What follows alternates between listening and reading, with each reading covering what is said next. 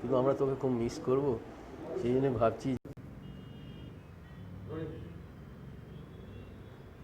নমস্কার, বং ফ্লিক্সের বং টক্স উইথ রিত থেকে আজকে আমাদের সঙ্গে আছেন পণ্ডিত তরুণ ভট্টাচার্য। সন্তুরের জগতে, শুধু সন্তুর বলবো না, মানে সঙ্গীতের জগতেই একজন বিশ্ববন্দিত নাম। আমাদের বাঙালিরও আজকে গর্ব করার মতো যে কয়েকজন ব্যক্তিত্ব রয়ে গেছে তার মধ্যে মুষ্টিমেয় কয়েকজনের মধ্যে উনি একজন। উনি দেশে বিদেশে নানান জায়গায় সন্তুরকে এবং সঙ্গীতকে বলবো ওভারঅল পৌঁছে দিচ্ছে। আজকে আমরা ওনার সঙ্গে কথা বলবো, ওনার থেকে শুনবো ধ্রুপদী সঙ্গীত কোন পথে এগোচ্ছে, কারণ উনি অনেকগুলো প্রজন্ম ধরে দেখে আসছেন, ওনার অভিজ্ঞতার ভাণ্ডারও খুব সমৃদ্ধ। তো আমরা এবার সরাসরি ওনার সঙ্গে আলোচনায় ঢুকবো। তরুণদা, আমরা যেটা জানতে চাইবো প্রথমে, আপনি ধরুন এত বছর ধরে আপনি পণ্ডিত রবিশঙ্করের এক সুযোগ্য শিষ্য বলুন, ভক্ত বলুন, ওনার সঙ্গে বাজিয়েছেনও। তো আমি ওই জায়গাটা থেকেই যদি শুরু করি যে পণ্ডিত রবিশঙ্করের সঙ্গে কাজ করার অভিজ্ঞতাটা আপনার কীরকম? নমস্কার। উনি আমার গুরুজি, পণ্ডিত রবিশঙ্করজি, ভারতরত্ন।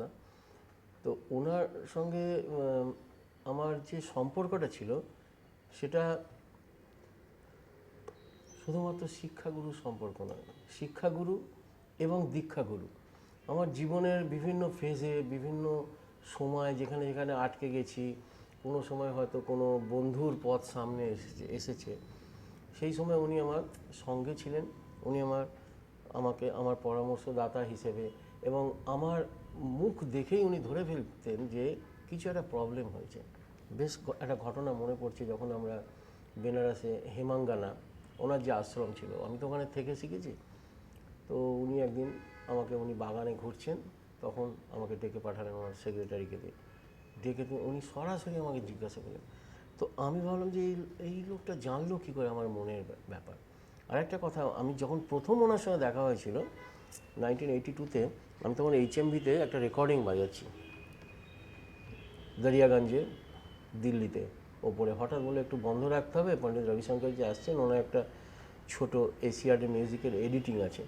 তো আমি বললাম যে এটা তো খুব সৌভাগ্যের ব্যাপার। তার আগে ওনার সঙ্গে আমার প্রোগ্রাম তো শুনে আসছি ছোটো থেকে, বাবা নিয়ে যেত, একদম ছোটোবেলা থেকে প্রোগ্রাম শুনে আসছি, হোল নাইট প্রোগ্রাম শুনেছি।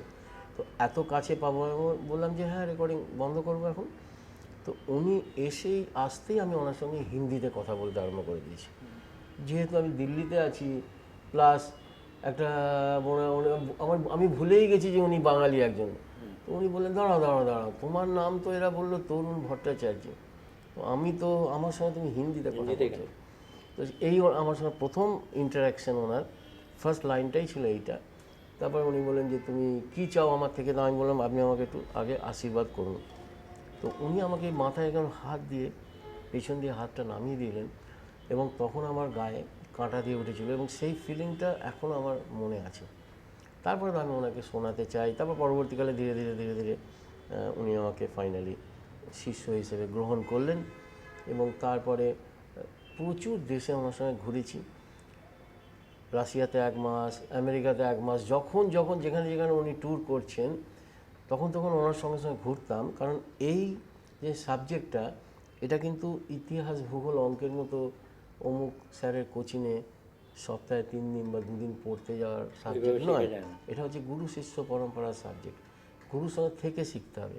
উনি আমাদের বলতেন আমি কিভাবে বসছি, কিভাবে উঠছি, কিভাবে লোকেদের সঙ্গে কথা বলছি, কতটা মার্জিত হতে হবে তোমাদের, কতটা ডাউন টু আর্থ হতে হবে, এই সমস্তটাই উনি রাগ রাগিনীর সঙ্গে সঙ্গে শিখিয়েছেন। তাই যখন উনি পার্লামেন্টেও যেতেন, আমরা ওনার অ্যাম্বাসাডারের পেছনে বসে চেপে বসতাম, বাইরে ওয়েট করতাম। যেতে যেতে কিছু তাল দিয়ে হয়তো ফট করে একটা কিছু ওনার মাথায় এসে গেছে কম্পোজিশন, উনি সেটা আমাদের বললেন, আমরা তাড়াতাড়ি করে সেটা তোলা।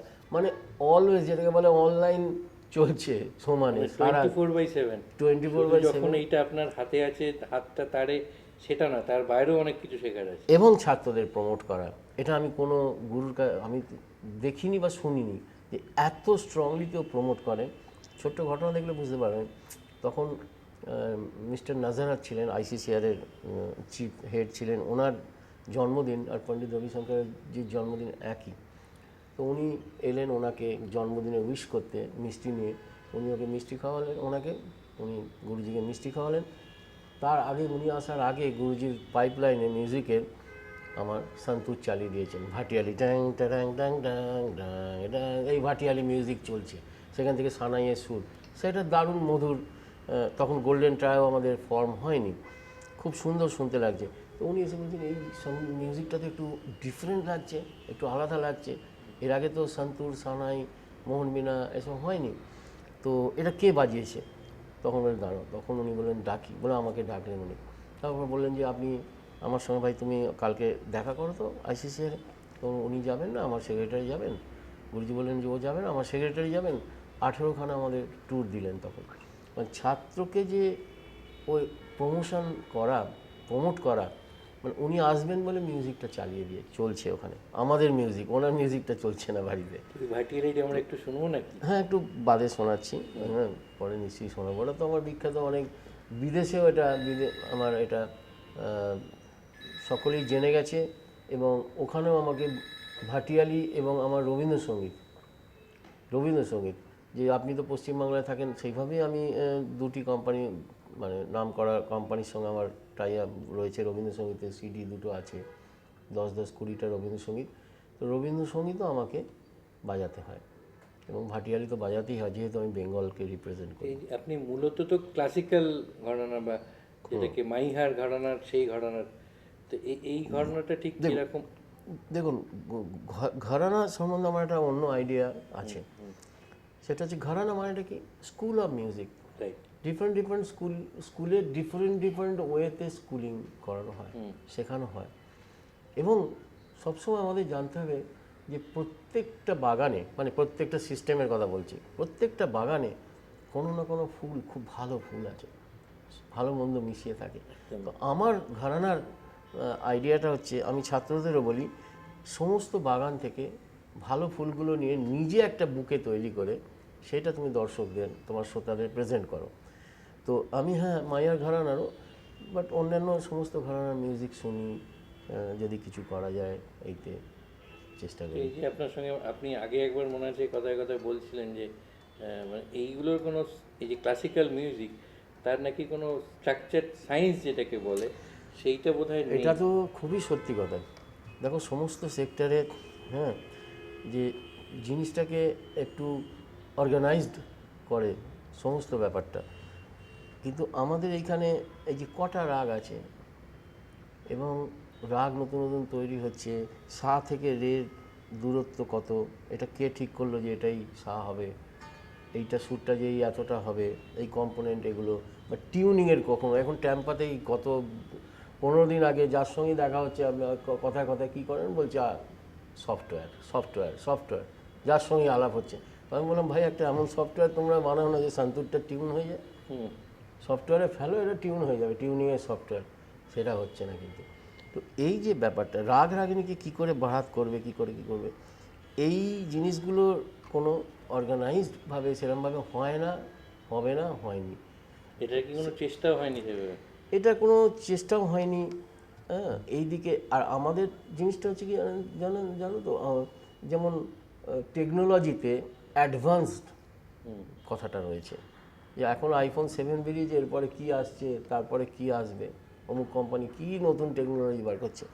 আমরা চেষ্টা করি কি, পেছনে যাওয়ার চেষ্টা করি, যে অমুক ওস্তাদ কী বাজে, আপনি দেখবেন উস্তাদ জাকির হোসেন সোলো বাজাচ্ছেন, কিন্তু অমুক খাঁ সাহেব বলে ওনারটা জিনিস বাজে, অমুক খাঁ সাহেব ওনার জিনিসটা বাজাচ্ছেন, তারপরে একটা নিজেরও বাজালেন।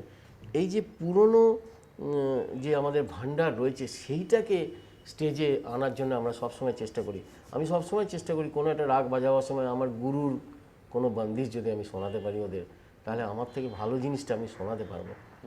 তো এইটাও একটা এইতে রয়েছে, যে আগে এটাকে সায়েন্টিফিক করবার প্রচেষ্টাটা। এই যে আপনি বললেন পুরোনো দিনেরটাকে ফেরত আনা, তার মানে কিন্তু মিউজিকটা তো এগোচ্ছে, মিউজিকটা কিন্তু এগোচ্ছে, তবুও পুরোনোর যে সুরমূর্ছনাই বলুন বা যাই বলুন, সেটা মিউজিক এগোচ্ছে, মানে মিউজিকের প্রেজেন্টেশন আপনাকে বলছি পুরো পাল্টে গেছে।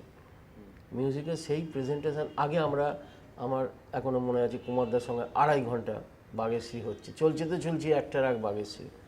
এখন কি বলছে, 1 ঘন্টা একটা রাগ বাজান, যদি সম্ভব হয় একটা 5 মিনিটের ধুনও বাজাবেন আপনার ভাটিয়ালিটা। তো সঙ্গে সঙ্গে আমাদের প্রেজেন্টেশন চেঞ্জ করতে হচ্ছে। কলেজ ফাংশানে গিয়ে একরকম প্রেজেন্টেশন দিতে হচ্ছে, স্পিক ম্যাগে যখন ছোটোদের ফাংশানে বাজাতে যাচ্ছি তখন একটা অন্যরকম প্রেজেন্টেশন হচ্ছে, ডোভালেন মিউজিক কনফারেন্সে একরকম প্রেজেন্টেশন হচ্ছে, আবার আরও হার্ডকোর প্রেজেন্টেশন আমাদের দিতে হচ্ছে ইউরোপের কোনো জায়গায়। এখন আমি লন্ডনে যে কুইন এলিজাবেথ হলে যে 21 এপ্রিল প্রোগ্রাম ছিল, সেখানে 3.5 ঘন্টার প্রোগ্রামে 3টে বড় রাগই বাজিয়েছি ফুল ফ্লেজডের, কোনো ধুন বাজায়নি বিদেশের মতো জায়গায়।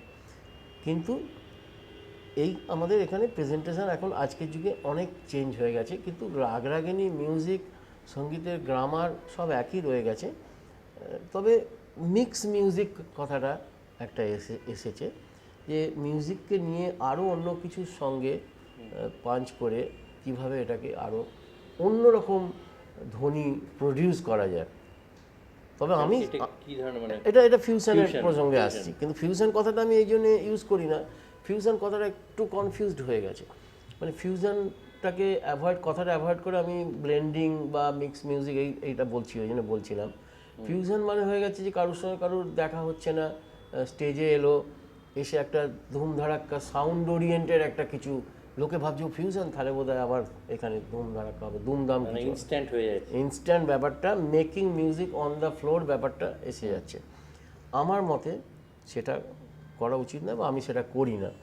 আমি যেটা করি সেটা হচ্ছে, যার সঙ্গে আমি ফিউশন করি, মিক্স করি আমার মিউজিক, তার মিউজিকটা আমি বহুদিন ধরে শুনি। আমি জেপি ফ্রিম্যানের যখন ওয়েস্ট আফ্রিকান হার্প, আমি ওয়েস্ট আফ্রিকান হার্পই তো শুনিনি আমি, তখন অক্সফোর্ড স্ট্রিট থেকে ওখান থেকে সব ওরা পাঠালো আমাকে সিডি ফিডি পাঠিয়ে তার মিউজিক শুনে এইবার আমি খুঁজতে আরম্ভ করলাম যে আমার সঙ্গে কোথায় গিয়ে আমরা কোন দুজনের পথ চলা তো আলাদা, কোন পথে গিয়ে আমরা একই সূত্রে বাঁধতে পারি নিজেদের। ঠিক সেম ব্যাপারটা চাইনিজ সান্তুরের সঙ্গে যখন বাজালাম ইয়াং চীনের সঙ্গে, এখন তো প্রত্যেক বছর আমাকে করতে হয় চায়নাতে গিয়ে, খুব বড় প্রোগ্রাম হয় ওদের। তো খুঁজতে খুঁজতে ওদের মিউজিক শুনতে শুনতে দেখলাম ওদের একটা টিউন আছে আমাদের ভূপালির মতন, ওদের একটা টিউন না, ওদের সেটাই বিখ্যাত টিউন, ফ্লাইটে চাপলে সব জায়গায় কি কোনো একটা ইউনিভার্সাল ভাষা বা ল্যাঙ্গুয়েজ। একমাত্র এইটাই তো আমাদের পৃথিবীতে শান্তি ফিরিয়ে আনতে পারে, লোককে একত্রিত করতে পারে, কারণ এর যে ভাষাটা এটা সকলেই বোঝে। আমি ইন্ডিয়াতে মানুষের যখন বাজাচ্ছি কোনো একটা দুঃখের একটা টিউন বাজাচ্ছি, আমরা তো সামনে শ্রোতাদের দেখি, আমার মিউজিকটা তো সবচেয়ে বড় ব্যাপার হচ্ছে যে আমার মিউজিকটা শ্রোতাদের হৃদয় পর্যন্ত পৌঁছচ্ছে কিনা। ওই জন্যই তো আজকে রয়্যাল অ্যালবার্ট হলে প্রোগ্রাম জমানো, একটা ঘরোয়া প্রোগ্রাম জমানোর মধ্যে তফাৎ হয়ে যায়। রয়্যাল অ্যালবার্ট হলের প্রসঙ্গে আসছি, তো আমি বিদেশেও দেখেছি যে সাদা চামড়ার মহিলার চোখে জল, সেই একই জায়গায়। তার মানে এর একটা এমন কমন ভাষা আছে যেটা সবাইকে ছোঁয়ে, যেটা সবাই বুঝতে পারে, যে এই সুরটা বাজছে, এখানে একটু মোচড় দিচ্ছে, কি হচ্ছে বুঝতে পারছে না, আবার একটা আনন্দের বাজাচ্ছি, একটা ঝঙ্কার ঝালাপালা বাজাচ্ছি, অকারণে একটা আনন্দ পয়দা হচ্ছে ভেতরে, ডিটেল যাচ্ছে না, কিন্তু কোন রাগ, কি গ্রামার, কি মিউজিক, কিছুই তারা জানে না। আমি অলওয়েজ বলি যে তোমাদের, অনেকে আমাকে এসে বলে আমরা তো ক্লাসিক্যাল মিউজিক কিছু বুঝি না। আমি বলি যে যখন তোমরা ডাক্তারের ওষুধ খাও ক্যাপসুল, তোমরা কি বোঝো ভেতরে কি আছে? ইলাজ সে মতলব, তোমাদের ভালো লাগছে কি না লাগছে না, তোমাদের এই মিউজিকটা ভালো লাগছে কিনা দেখো, কানের ভেতর দিয়ে মরমে পুষিল যে যাচ্ছে কিনা পৌঁছে যায়। আর একটা কথা যে কোনো আমার কাছে, এটা আমার কাছে, আমি সবসময় আমার কাছে বলছি, কারণ বিভিন্ন আর্টিস্টের বিভিন্ন মত থাকতে পারে, আমার কাছে যে সাউন্ডটা খুব সুদিং, কানে খুব শুনতে ভালো লাগছে, সেই সাউন্ডটাই হচ্ছে music, and all other sounds আর নয়েজ। যখন আমরা কোকিল ডাকে আমরা বলি ওহ কোকিল গান গাইছে, আর যখন কুকুর ডাকে আমরা বলি কুত্তা ভোঁকছে, কখনো আমরা বলি না কুত্তা গান গাইছে। তো এইটাই যে কোনো, আমি এক্ষুনি এইসব এই কাপ গ্লাস যা যা আছে এখানে যদি সুন্দর করে সেটাকে একটা রিদিম প্যাটার্ন করে একটা করে বাজাতে পারি, এটাই মিউজিক হয়ে যাবে। তো শব্দটা তৈরি করার দিকে, এবং প্রেজেন্টেশনটা হচ্ছে সবচেয়ে বড় জিনিস। কিভাবে প্রেজেন্ট করবো? বাগানে তো ফুল তো ভর্তি থাকে, তো সেখান থেকে ছিঁড়ে নিয়ে আমরা প্রেজেন্ট করতে, তাহলে বুকেটার আবিষ্কার হলো কেন? বুকে বানিয়ে চিন কাগজ মুড়ে, এই প্রেজেন্টেশনটা হচ্ছে মেন, যেটা আমি সবসময় আমার ছাত্রছাত্রীদের বা নেক্সট জেনারেশনকে বলি, যে তোমার কাছে যে জিনিসগুলো আছে সেই জিনিসগুলো নিয়ে তুমি কিভাবে তোমার ঘরটাকে, বাড়িটাকে সাজাবে। যে একটা লোক স্টেপিং করেই বলে বাহ আমি তো এটা খুব সুন্দর জায়গায় এসেছি, একটা রুচিশীল একটা সুন্দর জায়গায় এসেছি। তোমাকে দেখতে হবে যে কোন দিকে কনসেপ্টটাকে নিয়ে যাব, তোমার কাছে যা যা জিনিস আছে। তো আপনি ধরুন এই একটা ধ্রুপদী ঘরানা থেকে এসে বা এতক্ষণ আপনি যা কথা বললেন সেই সঙ্গে আপনি তো ফিল্মেও প্রচুর কাজ করেছেন। কোথাও কি মনে হয়েছে যে যারা পিউরিটান মিউজিকের ক্ষেত্রে যারা পিউরিটান তাদের জায়গা ফিল্ম ইন্ডাস্ট্রিটা নয়, এরকম কি শুনুন, যিনি আমার মানে আইকন পণ্ডিত রবিশঙ্করজি, উনি যখন আমাকে বলেছেন যে তুমি ফিল্মে বাজাতে পারো, আমাকে উনি 10 বছর বাজাতে বারণ করেছিলেন বাইরে, কিন্তু বলেছেন ফিল্মে বাজাও। ফিল্মে বাজালে অনেক প্লাস পয়েন্ট আছে। ফিল্মে বাজালে কি কি প্লাস পয়েন্ট না, ছোট স্প্যানের মধ্যে তোমাকে ফুল ফোটাতে হবে। এই জিনিসটা ফিল্মে যারা বাজায় তারাই পারবে। আপনি দেখুন না, শিবজি, হরিজি, রাইস খান সাহেব, কী সুন্দর সুন্দর টিউন, ছোট্ট একটা স্প্যান পেলেই সেখানে ফুল ফোটানোর ব্যাপারটা। এইটা ফিল্মে বাজালে, লাইট মিউজিক করলে তবে আসে। আর একটা আসে টোনাল কোয়ালিটি।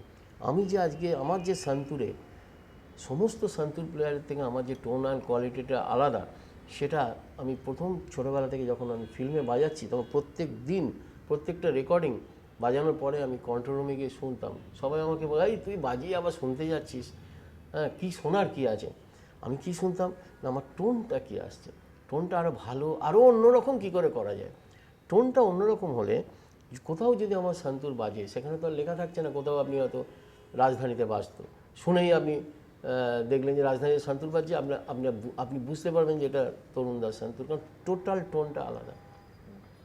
এই টোন ব্যাপারটা একটা আবার আমাদের ক্লাসিক্যাল মিউজিকের একটা বিরাট জিনিস। আর্টিস্টের আলাদা আলাদা টোন হলে, যেমন আপনি এখন যে কোনো সেতার চালিয়ে দিলে আমি ফট করে বলে দেবো এটা নিখিলদা বাজাচ্ছে, নাকি ওস্তাদ বিলায়ত খান সাহেব বাজাচ্ছে, নাকি গুরুজি বাজাচ্ছেন, নাকি রইস খাঁ বাজাচ্ছেন, নাকি হালিম জাফর খান সাহেব বাজাচ্ছেন, আমি সব বলে দেবো। নাকি মুস্তাক আলী খান সাহেব বাজাচ্ছেন, আমি বলে দেবো এক লাইনে। এক মিনিট চালাতে হবে না, 30 সেকেন্ডে চালাবে। সুরের ক্ষেত্রে কানটা খুব ইম্পর্টেন্ট, কানটা তৈরি হয়। এই যে আপনি বলছেন শুনেই বলে দেওয়া ব্যাপার, কানটা এবং স্টাইলটা বোঝার একটা ব্যাপার আছে। স্টাইলটা বুঝতে হবে। প্রত্যেকে একই রাগ, সব আর্টিস্ট বাজাচ্ছে আলাদা আলাদা। সেই জন্যেই তো আজকে হাজার হাজার ডক্টর, বড় বড় ডক্টর সারা পৃথিবীতে, হাজার হাজার ইঞ্জিনিয়ার, কিন্তু একটা রবিশঙ্কর, একটা বিলায়ত খান সাহেব। তো এইটা কেন, একটা এমনই একটা সাবজেক্ট, এটা একটা পিকুলিয়ার সাবজেক্ট। একই জিনিস, একই রাগ বিভিন্ন লোকের কাছে বিভিন্ন রূপ নিয়ে নিচ্ছে। হ্যাঁ, আর্ট আর মিউজিশিয়ানের মধ্যে তফাৎ আছে। আর্টিস্ট আর মিউজিশিয়ান, যে আমাকে যখনই কোথাও জিজ্ঞাসা করে আপনি কি, আপনার প্রফেশন কি, আমি বলি মিউজিশিয়ান, কারণ আমি নিজেকে এখনও আর্টিস্ট বলে মনে করছি না। আর্ট মানে মিউজিশিয়ান যে কেউ হতে পারে, যে মিউজিক করছে, যে বাজাচ্ছে, যে প্র্যাকটিস করছে, রেয়াজ করছে, ঘন্টার পর ঘন্টা সেতার বাজাচ্ছে, সেই মিউজিশিয়ান। বিদেশে দেখবেন পাতার পর পাতা বাজিয়ে যাচ্ছে, ভায়োলিন বাজিয়ে যাচ্ছে, দেখে দেখে পাতা উল্টাচ্ছে, আবার বাজিয়ে যাচ্ছে। কিন্তু আর্টিস্ট কে হবে, যে আর্টকে পয়দা করছে, যে ভেতর থেকে নতুন কিছু আর্ট পয়দা করছে, সেই হচ্ছে আর্টিস্ট। আর্টিস্ট আর মিউজিশিয়ানের মধ্যে একটা তফাৎ আছে। তো আপনি তো নিজে থেকে এটা বললেন, এটা আপনার হিউমিলিটি, কিন্তু আপনিও তো নিজে ধরুন এই যে গঙ্গা, এই রাগটা তো আপনিই তৈরি করেছেন। হ্যাঁ, গঙ্গাটা একটু বাজিয়ে শোনাতে পারি, কারণ এটা আমার নতুন। সবে বেনারস থেকে ওটা বোধহয় বাজিয়েই।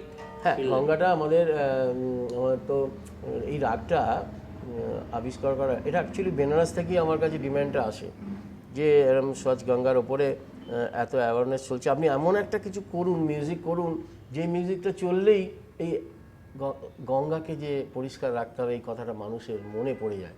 এই রাগটাকে গিয়ে গঙ্গা পরিষ্কার করবে তা না, এটা অ্যাওয়ারনেস ক্রিয়েট করা। যেখানে যেখানে কালকে যেমন এইটা নিয়ে যা হইচই হলো ওখানে, তাতে যত লোক এসছিল ওখানে, তাতে করে প্রত্যেকের মনে ওই সময়টা গঙ্গা পরিষ্কার করতে হবে, গঙ্গা শুদ্ধ করতে হবে, এইটার ওপরে আরেকবার করে মনে পড়ে গেল। এখন আমি যেসব জায়গায় বাজাই বা যে কোনো জায়গায় বাজাবো, সব জায়গাতে ওই অ্যাওয়ারনেস ক্রিয়েট হবে মানুষের মধ্যে। এখন এই গঙ্গা এখানে হলো, তারপরে 18 তারিখে ICCR আছে কলকাতায়, তারপরে পাটনা একদম গঙ্গার ধারে, তারপরে এলাহাবাদে হচ্ছে, এইসব হরিদ্বার লাস্টে হবে আমাদের গঙ্গা সাগরে মিশে শেষ হবে। তো এইটাই হচ্ছে মানে প্রত্যেকটার আগে কি একটা মানে ক্রমবিবর্তন থাকছে নিশ্চয়ই। দেখো, এই একটা রাগ বারবার বাজালে বারবার রকম হবে, 10 বার বাজালে 10 রকম হবে, কারণ এর তো নোটেশন করা নেই। আর ওই সময় মনের কি পরিস্থিতি, ওই সময় কি আবহাওয়া, যেমন কালকে শুরু হলো ভোরবেলা 4টের সময় গঙ্গা আরতি হচ্ছে, তারপরে হর হর মহাদেব সব লোক চেঁচাচ্ছে, নিচে বসে, পেছনে অবশ্য চেয়ার ছিল, হাজার হাজার লোক, সেখানে একটা অন্যরকম ফিলিংয়ে আমার বাজনাটা হলো। আবার পাটনাতে হয়তো যেখানে বাজাতে যাচ্ছি, বা কালকে 18 তারিখ যেখানে বাজাবো, এটা একটা হলের মধ্যে, ICCR হলের মধ্যে, এখানে অন্যরকম পারফরমেন্স হবে। তো সব সফিস্টিকেটেড লোকেরা বসে থাকবে। পারিপার্শ্বিকতা এগুলো পুরো বদলে দেয়। এটাই তো ক্রিয়েটিভ মিউজিকের, এটাই মজা। এই মিউজিকটা তোমায় বলে রাখছি, 80% হচ্ছে ক্রিয়েশন, আর 20% যেটা গুরুরা শিখিয়েছে বা আমি করেছি, কম্পোজিশন পার্ট, গত বন্দিশ যেটাকে বলে।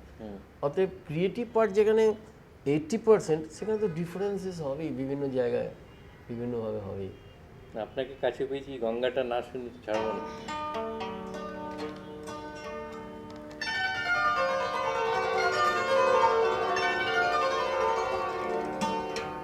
একটা বেশ এটা একটা জলের লহরী বা একটা ফ্লোটিং ব্যাপার, এই একটা সিচুয়েশন, এই একটা ফিলিংস এটার মধ্যে আছে, আর একটা মিষ্টত্ব।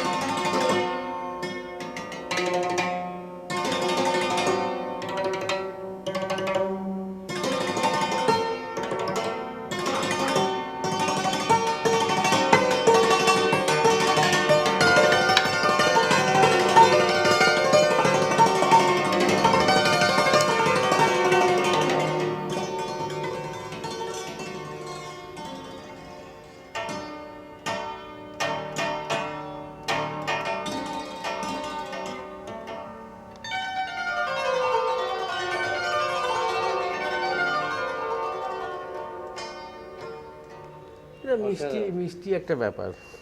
মানে এখানে আপনি বাজাচ্ছেন, মনে হচ্ছে যেন সত্যিই পাশ দিয়ে ওই গঙ্গা ওই- ছড়াৎ ওই- ছড়াৎ করে ওই বয়ে ফিলিংটা রাখার জন্যে, যে যেখানে আমি বাজাবো গঙ্গা রাগ নামটা অ্যানাউন্স করে, তাদের যেন গঙ্গার ছবিটা সামনে ভেসে ভেসে ওঠে, ওঠে। আর যেন মনের মধ্যে আঘাত আনে যে আমরা এই গঙ্গাকে কিভাবে ব্যবহার করেছি এতদিন। এইটা ওইটা থেকেই ওই ফিলিংসটা আসবে যে একে যেটা পরিষ্কার আমাদের, রাখা। ওটাই লাইফ লাইন। আমাদের জল তো ওখান থেকেই জল পিউরিফাই হয়ে আসছে, জল যাচ্ছে, ওই সোর্সটাকে আমরা নষ্ট করব কেন? এইটা, এর মধ্যে কিছু কিছু এমন লাইন বাজাচ্ছি যখন খুব একটু দুঃখ দুঃখ লাগছে, যখন খুব আনন্দ লাগছে, কখন একটু লহরি আছে যে একটু দেখালাম, মানে এই all ঢেউ আসছে, elements ঢুকে যায়। সব রয়েছে। গঙ্গাটাও তো যে বিরাট, তার যাত্রাপথে তার সব কিছুই ঢুকে আছে প্রবাহটার মধ্যে, ওটা আমাদের জীবন প্রবাহের মতো আর কি। একদম।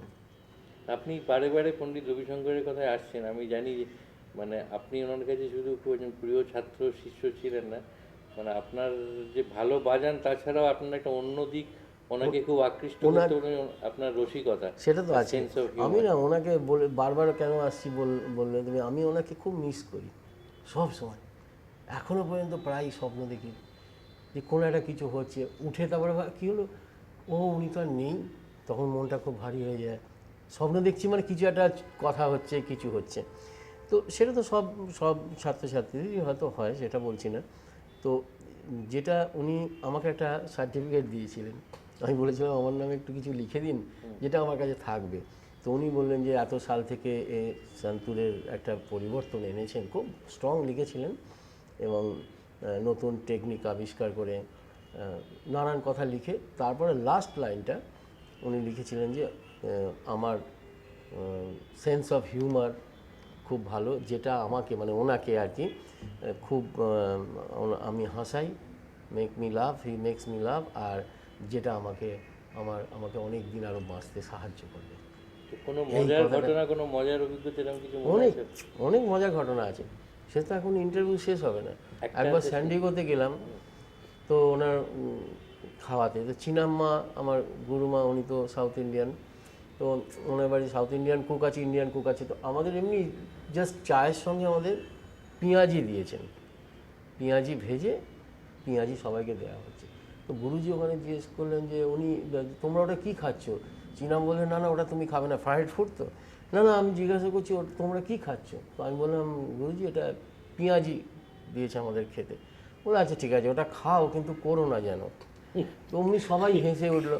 তখন উনি গুরুমা বললেন আমি কি মিস করলাম? তাহলে বললো এটা তো ইংলিশে কীভাবে ট্রান্সলেট হবে, এটার জন্য তোমায় বাংলা শিখতে হবে, বাংলা না শিখলে মজাটা এটা মজাটা পাবে না। তো এইরকম ঘটনা অনেক আছে। তো আপনি তো হ্যারিসনের সঙ্গেও বোধহয় বাজিয়েছেন। জর্জ হ্যারিসনের সঙ্গে আমার উনি ভীষণ আমার সঙ্গে ভালো রিলেশন ছিল। ওনার বাড়িতে 3বার উনি প্রোগ্রাম অর্গানাইজ করেছিলেন, সমস্ত ফিল্ম স্টারদের ডেকে, একবার আমার সোলো, ডুয়েট, সব রকমের। বিক্রমও গেছিলো আমার সঙ্গে, আমরা সোলো বাজিয়েছিলাম, ডুয়েটও সময়ও ছিল। তো ওখানে ওনার সঙ্গে তো অন্য আলাদা, ওনার যে ডার্ক হর্স কোম্পানি থেকে যে রেকর্ডিংস আছে, একটা সিডি আছে চ্যান্টস অফ ইন্ডিয়া, ওটাতে আমার বাজানো আছে, নাম আছে। আমি ওখানে থেকে রেকর্ডিং করেছিলাম, আগেও করেছি ওনার প্রজেক্টে, মানে গুরুজিরই প্রজেক্ট। আমরা ওখানে থাকতাম, বিশাল বাড়ি, বিরাট জায়গা, চতুর্দিকে হরে কৃষ্ণ কৃষ্ণ কৃষ্ণ হরে হরে লেখা আছে, গাছের মাথায় সমস্ত জায়গায় গিটারে ভর্তি, গিটারে ভর্তি আছে। এত সাধারণ মানুষ, যখন উনি আসছেন ফার্স্ট টাইম দেখছি, গুরুজি বলছেন ওই জর্জ আসছে। আমি কোথায়? আমরা বলছি কোথায়? বলে ওই তো জর্জ আসছে। মানে এত সাধারণ, আমরা যে একটা ভাবমূর্তি মনের মধ্যে নিয়ে গেছিলাম, ওখানে দেখছি একদম সাধারণ বড় বড় চুল, হাওয়াই চপ্পল আর জিন্সের প্যান্ট পরেছে, আগে গুরুজির পায়ে প্রণাম।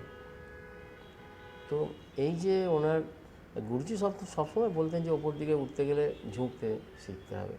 তো সেটা আমাদের আজও মনে হয়। প্রথম কথা, এই মিউজিকটা তো কেউ বলতে পারে না যে আমি সব জেনে গেছি, আমি ভালো বাজাচ্ছি, এগুলো কেউ বলতে পারে না। এই সন্তুরটা জানি না কোনো আর্টিস্ট বলতে পারবে কিনা, আমি বলতে পারি না যে আমি 100% টিউন করতে পেরেছি, বাজানো দূরের কথা। এতটাই শক্ত একটা সাবজেক্ট। ওই তো বললাম, সেই জন্যই তো একটা রবিশঙ্কর, একটা আলী আকবর, একটা বিলাত একটা বেরোচ্ছে। হ্যাঁ, অন্য সব সাবজেক্টে 30,000 আছে। আপনি নিজেও দিকপাল, কিন্তু আরও এই যে এত দিকপাল লোকেদের সঙ্গে একসঙ্গে কাজ করার অভিজ্ঞতা আপনার রয়েছে, তো এখন যে দেখছেন, মানে ধরুন নবীন প্রজন্ম, তারা কি ওই গুরু শিষ্য পরম্পরাটা ওইভাবে আপনারা যেভাবে মেনে এসছেন ওভাবেই মেনে যাচ্ছে? দেখো, এইটা প্রথম কথা, ফার্স্ট আমি একটা কথা বলে দিচ্ছি যে নেক্সট জেনারেশনের, মানে ইয়াং জেনারেশন কিন্তু প্রচণ্ড ট্যালেন্টেড, এটা স্বীকার করে নিতে হবে আগে। এবারে বাকি রইল পারিপার্শ্বিক অবস্থা। আজকে একটা এমন দিন এসে গেছে যে প্রথম কথা হচ্ছে ইন্টারনেটের যুগ। এখন লোকেরা ইন্টারনেট থেকেই শিখে নিচ্ছে, ইউটিউব শুনে হচ্ছে গুড, যেটা ভালো। স্কাইপে ক্লাস হচ্ছে। একজনকে তো জিজ্ঞাসা করলাম তোমার গুরুকে, কানে হাত দিয়ে বললো ওস্তাদ ক্যাসেট খান। হ্যাঁ, ঘরানা বলছি, ইউটিউব ঘরানা। তো এখন এই যুগে যে তারা এত ভালো গান বাজনা করছে, যেখানে এত তাড়াতাড়ি বেরিয়ে পড়ার একটা দিক রয়েছে। আমাদের সময় একটা রেডিও স্টেশন ছিল, একটা টেলিভিশন ছিল, তাও টেলিভিশন হয়নি তখন। আমার বেশ মনে আছে, আমার ফার্স্ট জীবনে আমি চাকরি করতে গেছিলাম এক জায়গায়, একটা কোম্পানিতে, ইন্ডিগো কোম্পানিতে। আমি মানে অফিসিয়াল জব করেছিলাম। গোয়েঙ্কা কলেজ থেকেই আমাদের তুলে নিয়ে চলে গেল।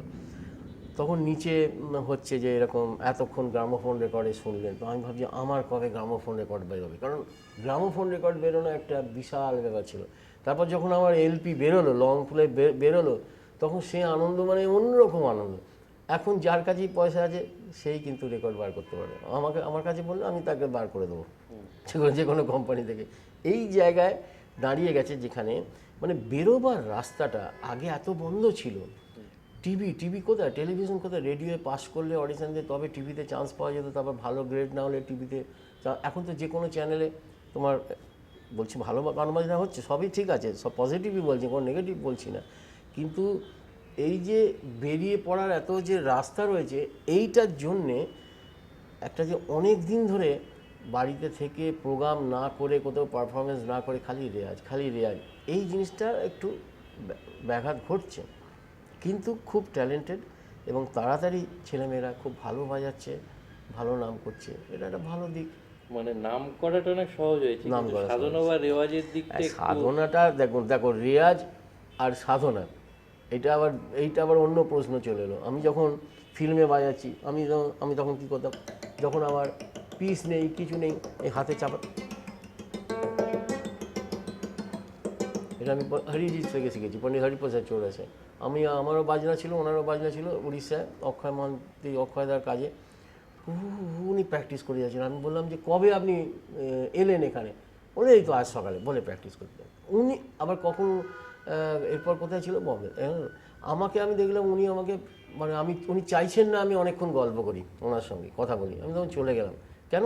সারাক্ষণ উনি রেয়াজ করে গেলেন ওনার পিসটা ছাড়া। এটা আমি বম্বেতেও দেখেছি, তার দেওতে স্টুডিওতে বসে বসে আওয়াজ করতেন না, হু হু হু হু করে। উনি আমাকে বলেছিলেন, আমি যেমন ট্রেনেতেও রেয়াজ করেছি, আমি প্লেনেতেও রেয়াজ করেছি মুড়ি দিয়ে, ছোটো বাঁশি নিয়ে।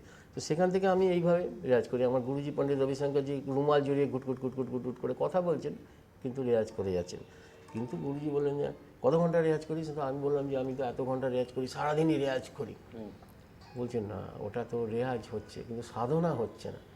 সাধনা করতে গেলে তোমাকে ভালো করে মনকে ঠান্ডা রেখে আগে 5 মিনিট তুমি যন্ত্রটা নিয়ে বসো, ভালো করে টিউন করো, ঘরের দরজা বন্ধ করো, ধূপবাতি জ্বালাও, আলো ছোট করো, করে আলাপটা নিয়ে আরম্ভ করো, মানে রাগটাকে দেখতে শেখো। সেটাকে বলছি সাধনা। এবং যখন রাতভর আমি রেয়াজ করতাম, মাঝে মাঝে মনে হতো বাজনাটা এত ভালো বাজাচ্ছি, মনে হতো এই সময় যদি কেউ শুনে ফেলতো। কিন্তু বাইরের স্টেজে যখন বাজাতে যাচ্ছি সেটা হচ্ছে না। এবং নতুন নতুন নানান জিনিস রাত্রিবেলা হাতে আসছে, নানান কম্বিনেশান, নানান টেকনিক্স বেরিয়ে আসছে। তো যত এক্সপেরিমেন্ট যে ব্যাপারটা, সেটা আমার রাতেই হতো। তার মানে কি শিল্পীর সেরা যেটা সৃষ্টি, সেটা ওই সাধনার সময় বেশি আছে। সেটা কিন্তু ওই মানে সাধনা না করলে সেরা জিনিসটা আসে না। এইবারে স্টেজে কি হয়, সাধনা করতে করতে করতে করতে নতুন জিনিসগুলো কি হয়, বসে যায়। এবার সামনে লোক পেলে উৎসাহিত হয়ে, আহা কেয়া বাত। আগে কি হতো, আগে তো ছোটোবেলায় কী হতো, লোক দেখে সব ঘাবড়ে গেলাম, যেগুলো বাজাবো মনে করলাম কিছুই বাজাতে পারলাম না, 30% বাজিয়ে বাড়িতে এসে ভাবছি যে ছেড়ে দেবো না, রেয়াজ শুরু করবো আবার। আর এখন কী হচ্ছে, এখন যদি লোক বসে থাকে, রয়্যাল আলবার্ট হলে 5000 লোক দেখে আমি, এখন কুইন এলিজাবেথ হলে 850 লোক স্ট্যান্ডিং ওভেশন, 850 লোক এরকম হলে ঢুকে দেখি সব চুপচাপ বসে আছে, আলাপটা আরম্ভ করলাম আমি, পিন ড্রপ সাইলেন্ট, সবাই শুনছে। এখন তো বিদেশে ভালোভাবে শোনে তো, হ্যাঁ। বার্সেলোনাতে ওম শান্তি কনসার্ট হয়েছিল, পুরো বাজাবার পর, আলাপ জোর ঝালা বাজাবার পর হাততালি দিল না, বললো ওম শান্তি। যেমন শান্তিনিকেতনে সাধু সাধু বলে, যেমন বেনারসে হর হর মহাদেব বলে, সেরকম ওরা ওম শান্তি বলছে। কারণ ক্যাপশনটাই ছিল প্রোগ্রামের, সোনি দ্য পাস, ওম শান্তি সোনি দ্য পাস। তো এই যে আপনি একটা বললেন শিল্পীদের ক্ষেত্রেও একটা তাড়াতাড়ি একটা প্রবণতা, যে তাড়াতাড়ি নাম করবো, তাড়াতাড়ি শিখে নেবো। শ্রোতাদের ক্ষেত্রেও তো নিশ্চয়ই প্রজন্ম থেকে প্রজন্মান্তর একটা কোনো না কোনো ইভলিউশন হয়েছে বা চেঞ্জেস এসেছে। মানে প্রথম দিকে আপনি রাশিয়ায় বাজিয়েছেন, চীনে বাজিয়েছেন, আগে যেটা, এটা একটা বিরাট প্রশ্ন। আগে যেটা, ওখানে অন্যভাবে চেঞ্জ হচ্ছে, দেখো কিরম আদার ওয়ে রাউন্ড হচ্ছে। আগে যখন তুমি পণ্ডিত রবিশঙ্করজি 72 ফু শুনে দেখো, ওখানে উনি কী করছেন, এরকমও শুনেছি উনি ফাস্ট আর ফেজেস ঝালা এটা দিয়ে প্রোগ্রামটাকে শুরু করলেন, একটা ছোটো রাগ বাজিয়ে জমিয়ে দিয়ে। তারপরে উনি ডেপতে ধীরে ধীরে ধীরে ধীরে আলাপে গেলেন, ব্যাক ক্যালকুলেশন করতেন। তখন ছোট স্প্যানের কুইক, জলদি তাড়াতাড়ি জমাবার শ্রোতা ছিল। এখন কিন্তু সেটা নেই। এখন তোমাকে আলাপ জোর ঝাল, এখন যদি তুমি ভাটিয়ালি দিয়ে আরম্ভ করো, সমালোচিত হয়ে যাবে তুমি।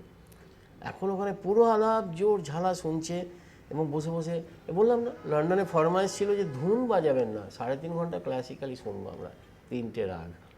তো এরম তো very seldom we get this kind of offer. এটা আমাদের কাছে একটা গোল্ডেন অফার যে আমরা ক্লাসিক্যাল এতক্ষণ শুনতে চাইছি, টানা শুনতে চাইছে, কারণ আমরা তো আলাপ জোর বাজাবার সুযোগই পাচ্ছি না। আমি অনেস্টলি বলছি আজকে ক্যামেরার সামনে, কারণ প্রোগ্রামটাকে এত ছোট করে আনা হয়েছে। বুঝছেন না, ঝালা তো আবার আমরাই ঠিক করছি, ঝালা তো আবার এন্ডে বাজাবো, আলাপ জোর ঝালা পরে ঝালাটা বাদই দিই। কিন্তু এটা বোঝা উচিত শ্রোতাদের যে আলাপ জোর ঝালা যে ঝালাটা বাজায় সেটা কিন্তু ওই ঝালাটা নয়। আলাপ জোর ঝালায় যে ঝালাটা বাজায় সেটা অন্য ঝালা, অন্য তার প্যাটার্ন, অন্য ছন্দ, কিন্তু সেটা আজকে শ্রোতারা আমার কাছ থেকে অ্যাটলিস্ট মিস করছে। বিপিএল তালিকাভুক্ত তাদেরকে একটা আমাদের সরকার আমাদের 886 কোটি টাকা আমরা সাবসিডি দিচ্ছি অলরেডি। 886 কোটি টাকা অলরেডি সাবসিডি দিচ্ছি আমরা। কিন্তু আমাদেরও কতগুলো বললাম যে আমাদের কতগুলো কনস্ট্রেন্ট আছে, লোন রিপে করতে